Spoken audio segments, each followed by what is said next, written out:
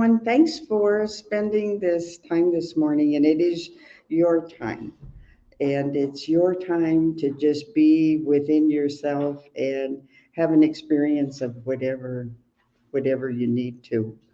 So, with that, those of you, I know most of you already know that I'm more of a guide than a speaker.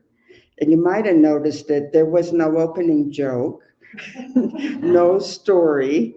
So we got Susan's great music. So what we're going to do today is kind of take a little inward for you journey to understand really light and darkness and shadow from your inner intelligence, which is really the only intelligence that there is. And so just relax and enjoy it. You don't have to focus, concentrate on anything. So, there are three ways of perceiving anything spiritual, and mostly it's related to how we take spiritual writings, whether sacred books, Bibles, anything. There's the literal sense in which we just allow whatever the idea is to be literal. There's the mental state where we take what we're reading or experiencing as an idea, and there's the God state, which is pure spirit, where you have your own experience of whatever that truth is. So we might just experiment with that and see how active it is. So imagine that you're taking a little moonlight walk wherever your favorite place is. And you might be walking alone, you might be with someone, but it's just the most beautiful moonlit night in a beautiful place.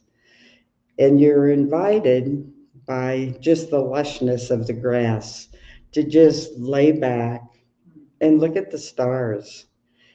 And you're in a place without light pollution where there are many, many, many stars. So, in the literal sense, you're laying there enjoying the grass, the breeze, and you look at the stars. And they're there. And your mind goes to how nice the grass is. Maybe you can go get something to eat later on the way home. Did you remember to do something before you left? That's the literal expression or experience. The stars are beautiful and they're there and they're always there, and so what? That's it. In another experience, you can become more deeply engaged with the stars in the realm of ideas. And you can recognize that they're pinpoints of gases and dust accumulated over millions of years in small particles. And the constellations, you can point them out in the sky. You can experience how they guided people centuries ago, and you can enjoy that. And that's in the mental sense.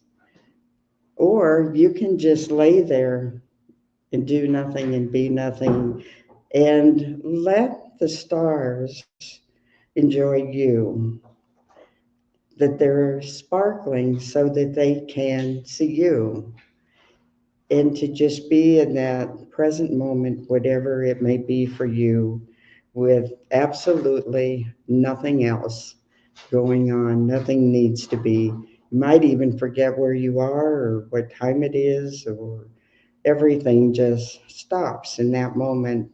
And that is the God experience of that particular thing of the stars.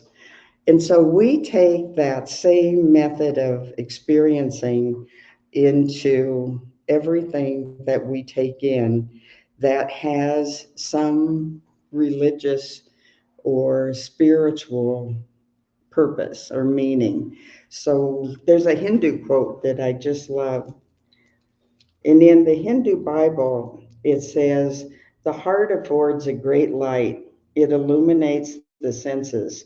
In it resides memory, reflection. It is the imperishable one. It is the lamp and center of the body. All sacred writings are God. And that's echoed through maybe the Bibles that are more traditional to us, in Hebrew or Christian, and the idea of let there be light. Not make there be light, just let there be light. And the idea that the truth that it states that you're the light of the world. So the language that's reliable is the language of the heart, because that's where true intelligence resides. And its communication is different and unique with each person. It doesn't ask you to believe a certain set of things.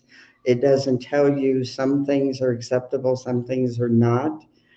And it's always there and it's changeless. But your heart has its own language. And that language is always there, just as the stars are always shining, even when it's daylight. But it waits for you to invite in the experience of your own intelligence. So the heart is happiest, most at home and communicative with the language of mythology. Its ancient symbols have a deeply rooted meaning in our psyche that we process and translate however we want to. So mythology is present in everything, it always was.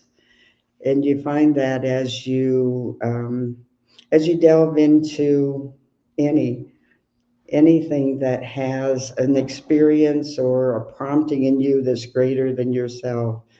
My latest sort of I call it the memory mentor is C.S. Lewis.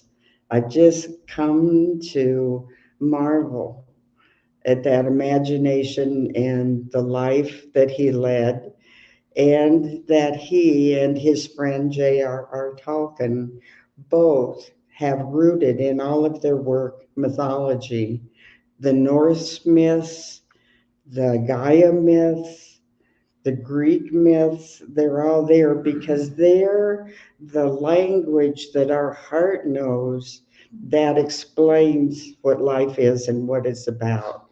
And it's a language that we only hear when we're quiet, when we're still, when the idea of be still and know really means that you know everything you need to know already within yourself, if you'll just allow yourself to do that.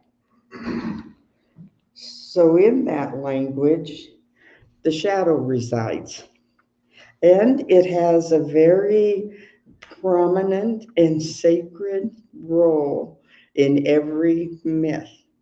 It's the part that's not light and it's not dark, it's some reflection of both. And it has to be there as the catalyst to prompt the journey in the first place, because something feels not right and something feels like you need to go. And that's the shadow part that says there's something about you that is unknown to you, and it would be wonderful if you knew it. And it's also the same, trolls under the bridge that pop up and look like the shadow in the old railroad or old radio show, but they're friendly and they have a special message. So it's in that way that we engage that shadow part of ourselves. So it's a journey that takes quiet, takes time. The thing that in our society people most think they don't have an importance for as much as getting laundry done or whatever, which in perspective is crazy, but I do it too. So that's the way it is. So if you want to just be quiet and shut your eyes if you want, and kind of enter your own story, because your own story is the best story there is, and it's still being written. And as we know of everything in spirit, it's mostly remembering where we came from, a changeless one that when we came into this world saw us only at our very highest and best and has never stopped seeing us that way as its own creation. So just let yourself be in your own story and know that it is your privilege, accompanied by grace, to make that story a story worthy of a myth, your own myth. So I'm just going to read you a couple of things, and you don't have to try to absorb them, just let them kind of flow over you. And one of my favorites, Joseph Campbell says, cautiousness is like a lantern on a dark night, illuminating everything within a circle. When it's carried from one place to another, some new obscurity surrounds the circle of clarity. What we know about ourselves is in continual dialogue with darkness. Self knowledge and ignorance are linked because of the selective structure of the human mind. In focusing attention on one thing, we ignore another. The unknown self contains all of these experiences, feelings, fantasies, and possibilities that we repress rather than act out. This unconscious life erupts in dreams, slips of the tongue, projections of anger, and of love. We don't know what we don't know does hurt us, and it helps us. Happiness is the free flow between your known and unknown selves. Trust in the compatibility of the conscious and unconscious. The more we venture into the psychic depths, the more likely we are to discover that unknown part that is not peopled with enemies, but with happiness. So if you just allow your heart intelligence to just kind of roam over your story this far and not to expect anything because you're not writing this story. You're allowing this myth that is truly you from creation to become known to you, and you will be as successful and amazed and courageous and frightened as every myth that you've ever read. So Joseph Campbell also said that myth is the secret opening through which the inexhaustible energies of the cosmos pour into human culture and manifestation. So it is the purpose of the shadow to kind of wander back and forth between what's light and what's dark in us. And his purpose is to show us what we don't know. And we can experience that in the same three literal ways. We can experience what we don't know about ourselves as we don't know a lot about ourselves. And so we just kind of go with the flow day to day, hoping for the best.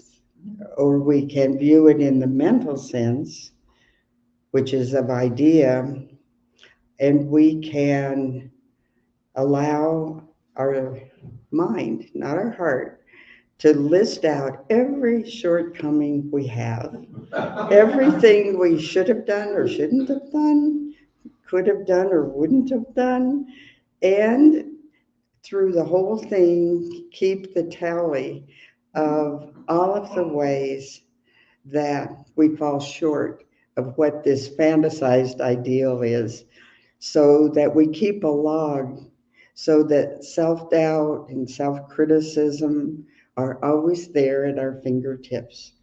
But they really are not very interesting to the story. They're just a list. And we use our mental process of religion, which is always in every religion, to bring a human closer to understanding their own nature in God, however it pans out. But the idea is that this shortcoming I can change. I can do my affirmations, my prayers, I can focus on it. I can change how I behave, and that'll be one down. And I can keep doing that. I can say that these physical experiences are not real. They're not real in the sense of spirit, and they're not. Neither is most of what happens in a myth factual. They're real, but they're not factual. And so I can say that, it only takes more willpower. It only takes more focus on my growth, and I can change these things, which is also not a very interesting story and a long, drawn out exercise because I have experienced each of these, as I bet you have.